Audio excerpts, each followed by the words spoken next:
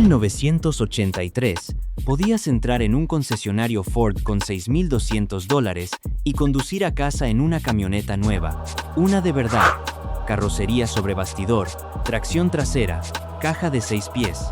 No era lujoso, no pretendía serlo. Era un Ford Ranger y costaba menos de lo que cuesta hoy un sedán usado decente.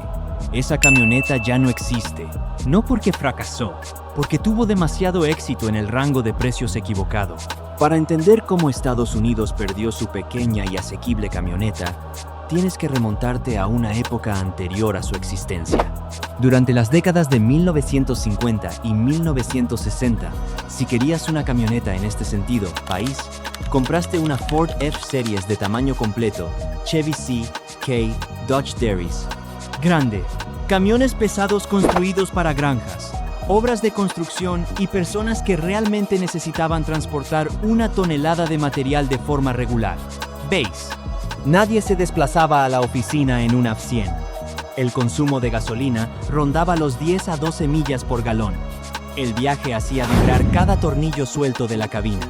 Los interiores eran espartanos hasta un grado que sorprendería a cualquiera acostumbrado a los vehículos modernos. Asiento corrido de vinilo, alfombrillas de goma, radio AM si el comprador quería darse un capricho. Los camiones eran equipos de trabajo que, por casualidad, llevaban matrícula. Las placas de matrícula eran adquiridas por comerciantes, ganaderos y capataces de construcción. Los consumidores comunes conducían automóviles. Esa era la división, y nadie la cuestionaba. Luego, a finales de la década de 1950 y principios de la de 1960, algo pequeño y algo completamente inesperado comenzó a aparecer en la costa oeste de Estados Unidos. Datsun trajo una pequeña camioneta llamada 1200 alrededor de 1959. Pesaba aproximadamente la mitad que un camión doméstico. El motor tenía una cilindrada de 1.2 litros y producía 37 caballos de fuerza. 37. Tu cortadora de césped de giro cero del vecino probablemente hace más que eso hoy en día. Pero la Datsun era barata de comprar, barata de asegurar y consumía combustible como un coche compacto. Para un número sorprendente de estadounidenses que no necesitaban transportar hormigón o remolques de caballos, resultó ser todo el camión que realmente necesitaban. Nadie en Detroit lo tomó en serio. Era un juguete, una curiosidad, un error que el mercado corregiría por sí solo. No lo corrigió. Toyota le siguió en 1968 con la Hilux, 84 caballos de fuerza, de un motor de 4 cilindros y 1.5 L, acoplado a una transmisión manual de 4 velocidades montada en la columna de dirección, una caja de carga de 1,83 metros, 6 pies con capacidad para 1000 kg, 2200 libras de carga útil, suspensión delantera de doble horquilla, con muelles helicoidales, y eje trasero rígido, con suspensión de ballestas. Nada sofisticado, ni potente, pero esto es lo que Detroit no lograba imitar. La mayoría de los estadounidenses no necesitaban poder. Necesitaban recoger madera un sábado, trasladar un sofá al otro lado de la ciudad, mete un par de motos de cross en la parte de atrás para un viaje de fin de semana al desierto, trae sacos de mantillo a casa del centro de jardinería. Estas pequeñas camionetas japonesas lo hicieron. Todo eso por aproximadamente la mitad del precio de compra y con el doble de eficiencia de combustible que cualquier vehículo nacional. Mazda incluso importó una camioneta con motor rotativo. Motor en un momento dado porque aparentemente los primeros 7 eran una época en la que cualquier decisión sobre el tren motriz era válida. Llegó 1973. La OPEP cerró los grifos y la crisis del petróleo golpeó la economía estadounidense como una bola de demolición. Las tuberías de gas daban la vuelta a manzanas enteras de la ciudad. Los precios se duplicaron prácticamente de la noche a la mañana y la vulnerabilidad de Detroit se hizo dolorosamente evidente. Los 3 grandes no construyeron cualquier cosa lo suficientemente pequeña o eficiente como para competir con estas importaciones. La camioneta más ligera de Ford seguía siendo la F-100, obteniendo tal vez 12 m por galón en un buen día con un fuerte viento a favor. Las camionetas Toyota y Datsun estaban tirando 25, a veces 30 metros por galón sin inmutarse. Las matemáticas eran sencillas. Los compradores estadounidenses lo hicieron mentalmente en la gasolinera y comenzaron a ir a los concesionarios de autos importados. Compacto. Las ventas de camiones comenzaron a subir rápidamente y Detroit no tenía nada que ofrecer en respuesta. Su primer movimiento fue esencialmente copiar a alguien más. Tarea. Y poner su nombre en la parte superior. Ford se asoció con Mazda en 1972 y comenzó a vender un Mazda B con otra marca, serie como el Ford Courier. Equipado con un motor de 4 cilindros y 1.8 litros con árbol de levas en cabeza que producía 74 caballos de fuerza, venía con una transmisión manual de 4 velocidades y ofrecía un 74,1 en la caja que podía transportar 1.400 libras. Honestamente parecía un FSR que se había quedado demasiado tiempo en la secadora, pero funcionó. Chevy fue a Isuzu y le puso una pajarita al Isuzu más rápido, renombrándolo es el Chevrolet Love, vehículo utilitario ligero. Ese fue el nombre comercial real que alguien se pagó por inventar. 75 caballos de fuerza de un motor de 4 cilindros y 1.8 litros. Cumplió su función sin problemas. Dodge llegó último, trayendo el Mitsubishi Forte como el Dodge Ram 50. En 1978, Chrysler incluso lo ofreció brevemente con un motor turbodiesel de 2.3 litros entre 83 y 85 para los compradores que querían el máximo rendimiento de combustible. Economía. Los tres eran camiones japoneses con calcomanías estadounidenses. Funcionó como una solución puente, pero cada ejecutivo en Detroit sabía que este acuerdo tenía fecha de caducidad.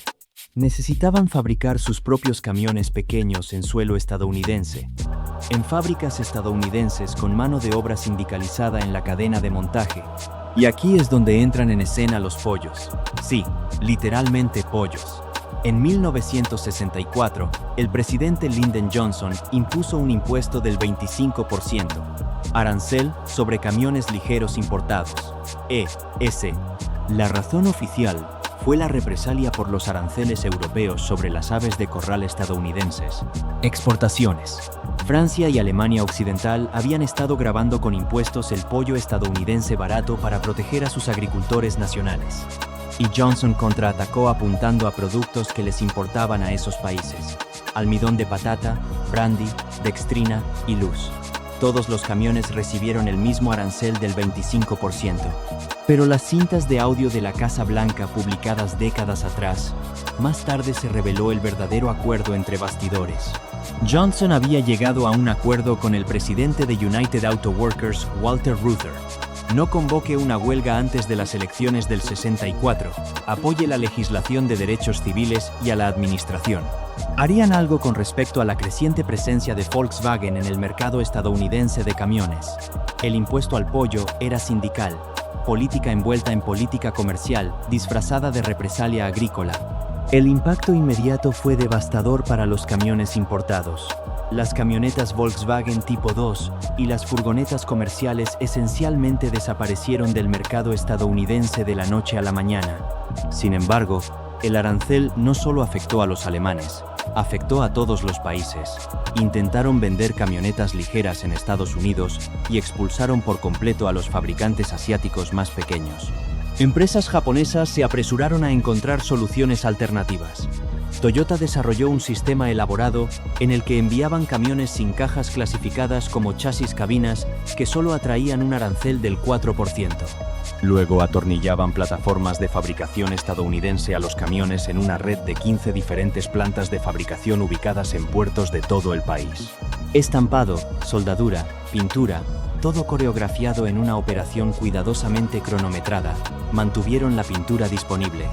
Los colores se limitaron deliberadamente solo para que la logística fuera manejable en 15 tiendas diferentes. Todo fue diseñado desde cero para evitar un arancel sobre pollos. Subaru tomó un enfoque completamente diferente y, honestamente, enfoque brillante. Su camioneta Brat llegó en 1978 con 2 asientos de plástico orientados hacia atrás, soldado permanentemente a la caja. Esto técnicamente reclasificó todo el vehículo como un automóvil de pasajeros en lugar de una camioneta ligera. Arancel del 5% en lugar del 25%. ¿Era cómodo viajar en esos asientos tipo cama a velocidad de autopista? Absolutamente no. Cualquiera que lo haya probado recuerda la experiencia vívidamente y no con cariño. Pero en los documentos de aduana, el Brat era un vehículo de pasajeros de 4 plazas, y eso era lo único que importaba. El impuesto al pollo tuvo un efecto secundario realmente productivo. Obligó a las 3 grandes compañías a diseñar y fabricar finalmente sus propios camiones compactos, a nivel nacional. Con las importaciones efectivamente excluidas del mercado estadounidense por ese muro del 25%, hubo una enorme brecha de demanda esperando ser cubierta por cualquiera que estuviera dispuesto a equiparse y fabricar. GM se movió primero. La Chevrolet Steez, lanzado a principios de 1982, fabricado en líneas de ensamblaje estadounidenses. Ford les pisaba los talones con el Ranger. La producción comenzará el 18 de enero, 1982, con los primeros camiones llegando a los concesionarios en marzo. Este momento fue estratégico y deliberado.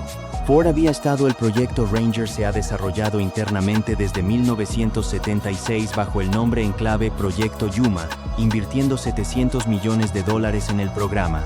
Los ingenieros de la compañía hicieron los cálculos y predijeron que para 1985, casi el 50% de todas las camionetas pick-up vendidas en Estados Unidos necesitarían motores de 4 cilindros para cumplir con los nuevos objetivos de ahorro de combustible de la categoría Café. Ford, el presidente Don Peterson mantuvo vivo el proyecto a través de 2 crisis de combustible y una brutal recesión, en parte porque se creía que los compradores pagarían casi lo mismo por una camioneta compacta bien equipada que por una de tamaño completo. La primera Ranger fue diseñada para parecer una 150 encogida a propósito. El mismo tratamiento de faros dobles, el mismo estilo de parrilla cromada, mismo letrero en el portón trasero. Era aproximadamente 18 pulgadas más corto y 11 pulgadas más estrecho que un 100 con configuración equivalente, pero tomó prestados todos los detalles visuales posibles de su hermano mayor. El mensaje para los compradores era claro. Este es un Ford auténtico, camioneta, solo que más pequeña y más barata. Dodge llegó al mercado desde un ángulo completamente diferente. En lugar de construir un verdadero compacto, lanzaron el Dakota en 1987 como algo deliberadamente posicionado entre compacto y completo. Tamaño. Un poco más largo y ancho que un Ranger o un S10, la característica principal del Dakota era algo que ninguno de los competidores podría tocar.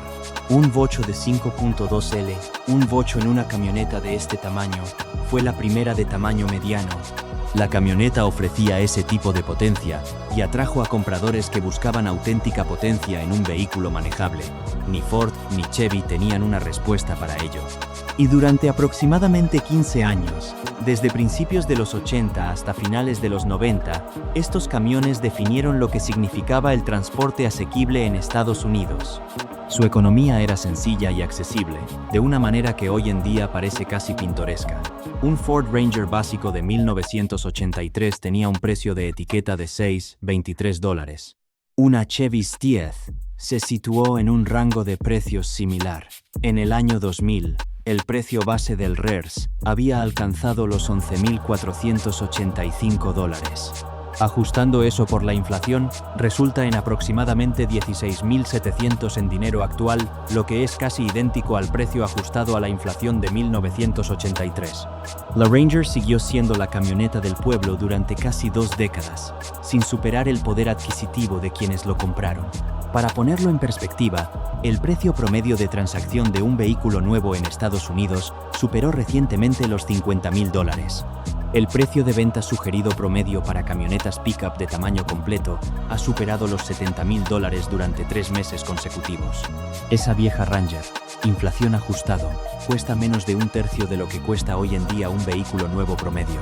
Menos de 1/4 parte de lo que cuesta las camionetas de tamaño completo imponen respeto. Eran máquinas mecánicamente sólidas. La Ranger se lanzó con un motor de 4 cilindros y 2.3 litros con una potencia aproximada de 86 caballos de fuerza, con opción de motor V6 e incluso un motor diésel Perkins, fabricado por Mazda para la primera generación.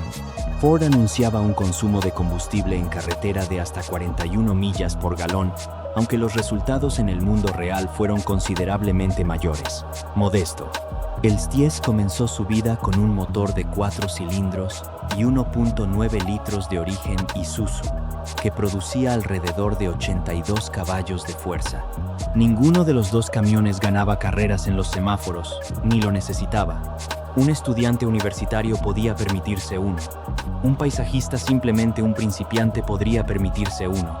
Un jubilado que necesitara una camioneta para ir a la ferretería y a pescar podría poder permitírselo. El seguro era barato, la gasolina era barata, las piezas estaban por todas partes y costaban casi nada. Reparas estos camiones con un juego de llaves de tubo y un manual Chilton en la entrada de tu casa un sábado, tarde. Sin herramientas de escaneo, sin software de diagnóstico propietario, sin cita en el concesionario, una llave inglesa, algo de paciencia y un paquete de 6 para la compañía. Y la gente los compró por cientos de miles. El Ford Ranger se convirtió en la camioneta compacta más vendida en Estados Unidos desde 1987 hasta 2004. 17 años consecutivos en la cima del segmento. En su mejor momento, Ford vendía más de 232.000 Rangers en un solo año modelo. Las Stiez y su contraparte de GMC, las Queens, posteriormente renombrada Sonoma, se vendieron en volúmenes comparables. La Dakota se esculpieron.